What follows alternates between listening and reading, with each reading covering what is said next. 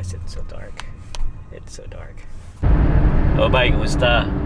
Sunday morning, I'm heading to Fairfield Boathouse right now, and yeah, I'm gonna shoot a pre-wedding for Bim and Luke. So yeah, I'm running a bit late in schedule, and yeah. Pero si Kwanzan, si Luke, he texted me nga mga 11 na sila mabot, so magkadungan na bigabot. Gotta drive now, kaya madakpan niya ko nag-vlog while nag-drive.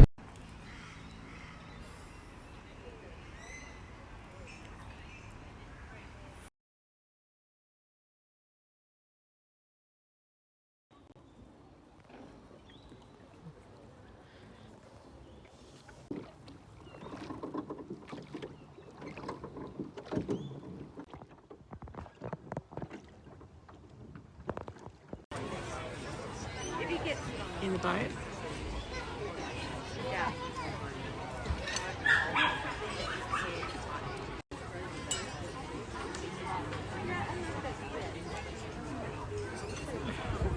Yeah, it looks very prim and proper.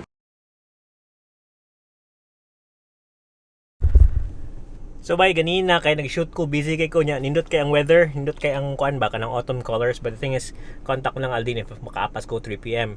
Ana ko di pwede kay nag-shoot ko, but right now nahuman ako, it's around 5:30. Makapas na sa kwarto kay mangita ko lingaw. So yeah, let's go. Naka-costume na ko. Paspas kayo. Dili kay paspas. Sige.